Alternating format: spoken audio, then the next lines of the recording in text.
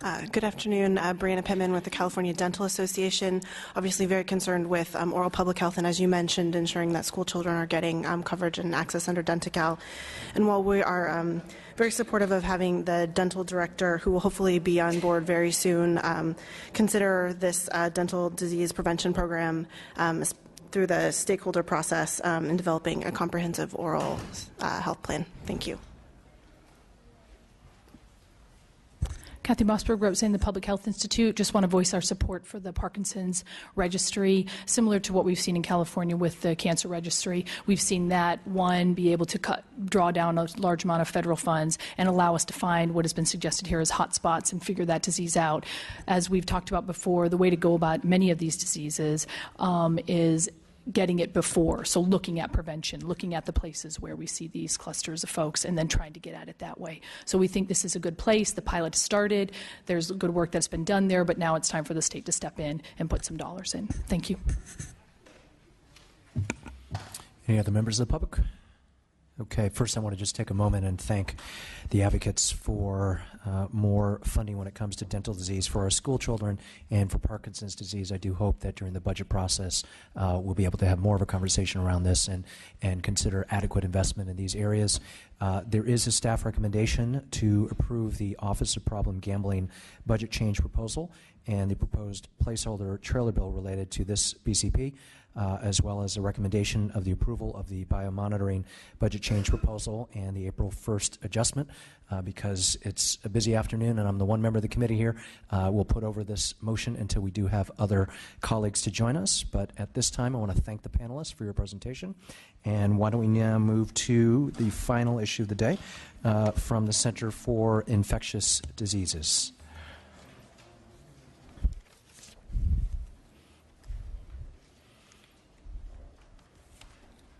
And we'll have joining us the Deputy Director, Gil Chavez, from the Center for Infectious Diseases, Dr. Karen Mark from the Office of AIDS, the Chief of that office, and Paul Kimsey, the Deputy Director of the Office of State Public Health Laboratory. Ebola, yeah. Not sure if Dr. Chavez is here. It looks like yes, there might be I'm someone here. else. If you would like to start your presentation. Yes. Good afternoon. My name is Dr. Gil Chavez. I'm Deputy Director for Infectious Diseases in the California Department of Public Health. I am thankful for the opportunity to speak with you today. What I'm going to do is go over 4 different things based on your agenda request, provide a high-level overview of infection diseases control, high-level overview of funding reductions for infectious diseases in the state, then we'll present the Baby Big BCP and then the Ebola BCP as well. And then we'll be here for questions. Let me start by saying that infectious diseases are a major leading cause of illness and death in California and throughout the world. The vast diversity of microorganisms in our ecosystem and their keen ability to evolve and adapt creates ongoing and never-ending threats to our health and continually tests and challenges our ability to control diseases. California finds itself at the crossroads of global travel, migration, and commerce. This means that we must be constantly hyper-vigilant to protect the public from emerging infectious disease threats from around the world. In the past 2 years, California has experienced the largest epidemic of whooping cough since 1945, the highest number of measles cases in decades, a growing resurgence of syphilis and gonorrhea, and outbreaks of enterovirus D68, a growing number of foodborne outbreaks, the most severe West Nile virus season in record, and the impact of the extraordinary global threats from Ebola, Middle Eastern Respiratory Syndrome, and chikungunya.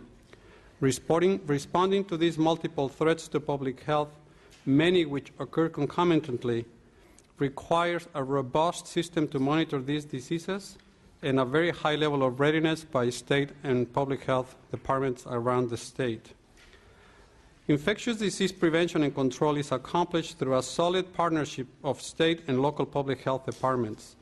CDPH and local health departments respond rapidly to outbreaks and unusual health events throughout the state and work to increase the understanding of factors contributing to these infections. Local public health departments have the primary responsibility for infectious disease prevention and control, including responding to outbreaks in their jurisdiction. When their capacity is exceeded in outbreaks involving multiple jurisdictions or even in their own, the California Department of Public Health provides epidemiologic and other support. To illustrate how this partnership works, let me use the current measles outbreak as an example. The process begins with clinicians knowing how to identify and how to diagnose measles cases. CDPH and local health departments need to provide information to providers so that they are aware of infectious diseases of concern such as measles and are reminded of how to diagnose them and to be on the lookout for them. Next, healthcare providers and clinical laboratories report cases of measles to local health departments as required by state law. Local health departments submit these reports to CDPH and initiate investigations of possible cases, and then this enacts rapid local public health action. One of the very, very interesting things and important things about how we handle these outbreaks is that it requires a very great deal of local involvement by lots of staff who actually literally have to follow thousands and thousands of potential exposed individuals, and that really is what avoids potentially having situations where the outbreak gets out of control. Another important component of measles outbreak response is the public health laboratory. Sometimes new and innovative systems need to be developed to protect Californians. An example of this is the Ebola Traveler Monitoring System initiated in October of 2014. Ebola County Travel Monitoring System has been the cornerstone of Ebola protection in the state of California. The ability of California to rapidly implement this new system illustrates the importance of having capacity at the state and local levels to respond to these infectious disease threats. Now, let me briefly cover some budget issues. The committee wanted us to comment on reductions from some of the time during the recession. As requested, we have identified the major impacts associated with these reductions. Since we have hundreds of programs and limited time, we will focus on the programs with the most significant reductions. Overall, for infectious diseases, we saw a reduction of tens of millions of dollars in combined state and federal funds for communicable disease and infectious disease control, including STD and TB. This does not include HIV/AIDS, which I will address separately. As a result, CDPH has lost infectious disease laboratory and surveillance capacity. Our dedicated staff can still respond quickly to a single significant outbreak, but when we do, we must halt our routine surveillance and disease control activities. CDPH and local health departments are challenged when responding to multiple large outbreaks simultaneously. So when influenza, EVD68, pertussis, measles, and Ebola strike at the same time, it can stretch our capacity to sufficiently respond to all these outbreaks. State and federal funding also have weakened CDPH's ability to carry out prevention activities around the full spectrum of infectious diseases, including hepatitis, tuberculosis, vaccine-preventable diseases, and sexually transmitted diseases. Now, when it comes to HIV/AIDS prevention and care, we also saw significant reductions in our funding in the realm of tens of millions of dollars. We saw an elimination of HIV prevention funds for 44 local health departments. We saw an elimination of our state and federal funding for syringe exchange programs. We had to cut our funding for HIV test counselors, and we have to drop our non-medical HIV testing from 92,000 to 40,000. HIV surveillance activities were also reduced. There's evidence in the literature that these reductions to HIV prevention in the state actually resulted in increased number of cases of HIV/AIDS. So let me close this part of my presentation by emphasizing that infectious disease prevention and control is very complex, very labor-intensive, and something that we must continue. Local health departments and CDPH need to have sufficient capacity to prepare and respond to multiple and concurrent emerging and re-emerging infectious diseases while conducting their ongoing infectious disease prevention efforts. So now let me move briefly to the Baby Big proposal, and then we can discuss Ebola. If I could ask sure. one question. You talked about the cuts to funding related to HIV and AIDS prevention. Could you elaborate a little bit more on what that impact has been? You suggested that there's been some evidence in the literature that shows that the funding cuts have led to an increase in transmission. Could you dive into that a little deeper? Sure. Let me have Dr. Mark, my colleague who heads the Office of AIDS. She has very specific details of what those cuts have meant. So, Dr. Mark?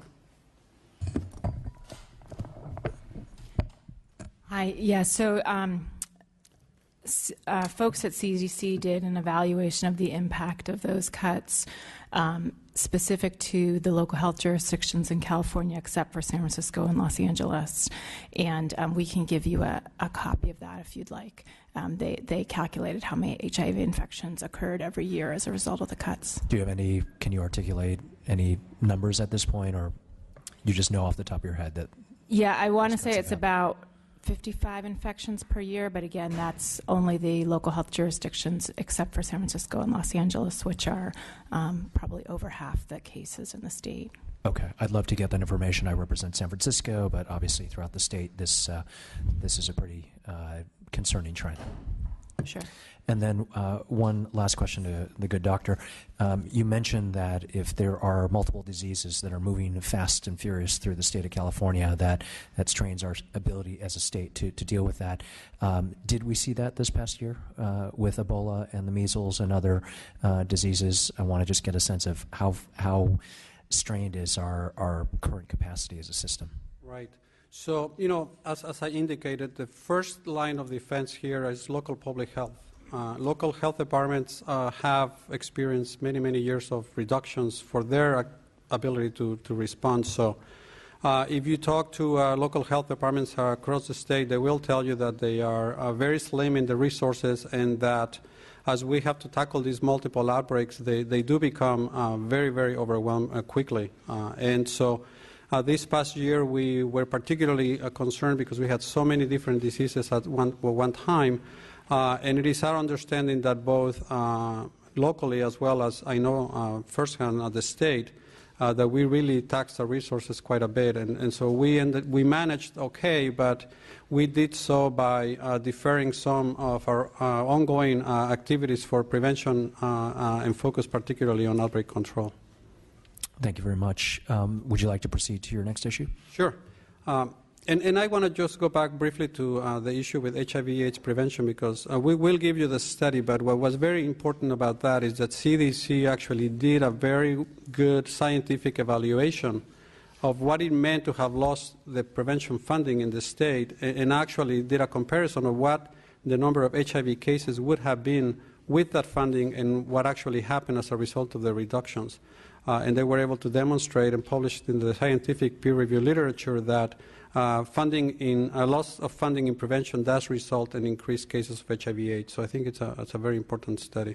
And actually, if I could ask another follow-up to that, I know the LEO will be presenting some of the stakeholder proposals, but there have been a number of specific proposals around increasing insurance premium payments, as well as providing more access around PrEP. And I'm wondering if you could provide any comment on your perspective on some of the proposals that have come out of the community.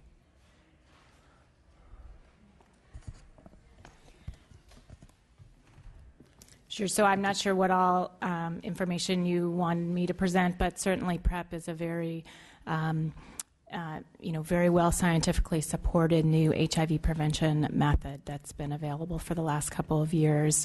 Taking one pill a day prevents over 90% reduces by over 90% the chance that someone at risk of HIV will acquire HIV infection. I'll say from my district in San Francisco, our local public health authorities are very interested in expanding access to PrEP. I think there is a real ability of potentially being able to move forward to getting to zero when it comes to HIV transmissions. And I'd be very interested to know at the state level what all of you are considering in that area. So if you have any thoughts at this time, or perhaps an ongoing conversation. Just one thought about PrEP that we feel is very important is to do what we can to ensure that people know that it's available, that people know that health insurers actually do provide PrEP, and they do know that it is something that is available and actually has a significant impact on HIV reduction when used consistently alongside with condoms. So I think that's really a lot of work we need to do and make sure we get the information out to people in the community so they know the resources available to them. Okay. Any other aspects to your presentation? Nope. So we can move to Baby Big now. It's one of the BCPs that we presented to you. Baby Big, as you may know, is an orphan drug that the California Department of Public Health manufactures. Is the only such drug around the world, and we literally provide this drug to babies anywhere in California, the country, or in the world that need it. This drug saves lives of babies that otherwise would die. It is self-funded by the fee that we leverage from selling this drug to hospitals, and this drug, at the same time as being expensive, it results in very significant savings to healthcare insurers. So they rather pay for our drug than have to deal with the very costly hospitalizations. We have a BCP this year because we have expanded a part of our program that really will allow us to ensure that we have enough plasma to manufacture enough Baby Big to cover our needs for the next 5 years.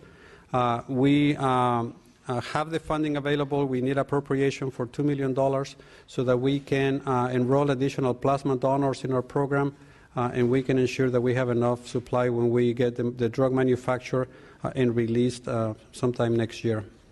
So that's that. Thank you very much. Actually, let me just take a moment to see any questions from members of the committee. No?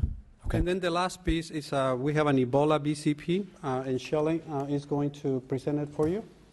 We have a request for federal funding and spending authority to use those resources. So, Shelley? Good afternoon. I'm Shelley Duteau with the Emergency Preparedness Office at the California Department of Public Health. Our spring finance letter included a request to increase our expenditure authority for $15.45 million. Do you want to speak to this? No, go ahead. Okay. The Ebola supplemental funds are coming through two federal agencies, both the CDC and the Department of Health and Human Services. This is in reaction, actually rapid reaction, to the threats of Ebola, both here on our soil and with foreign travelers. This reaction has led to a swift movement at the federal level to provide funding to the states to increase their preparedness, both in local public health departments and hospitals. The money is coming in both in a competitive grant and also as a supplement to our current public health emergency preparedness grant. One portion of the funds for public health departments across the state, which will be also shared with our department, is $7.6 million. And that will increase our preparedness. It will provide for the traveler program that basically tracks anyone coming from West African countries to see if they show any signs of influenza-like illness accompanies Ebola, including elevated fever. The additional money comes to our public health departments to provide preventative equipment so that they can pass it out for any of their local responders who need to have that protection. They also work with local ambulance companies in terms of the transport preparedness for any patient that might develop symptoms in their local jurisdictions. The other amount of the money goes directly to hospitals. We have 8 existing treatment and assessment hospitals in California, both in the UC system and with Kaiser Permanente. The money would be going directly to those hospitals who are existing hospitals who have prepared to accept a potential Ebola patient. In addition, there's a supplemental part of that money which would establish a regional treatment center under Federal Region 9, which encompasses 3 states as well as Mariana Islands and Hawaii. The total amount of money that is potentially coming into California is $15.45 million.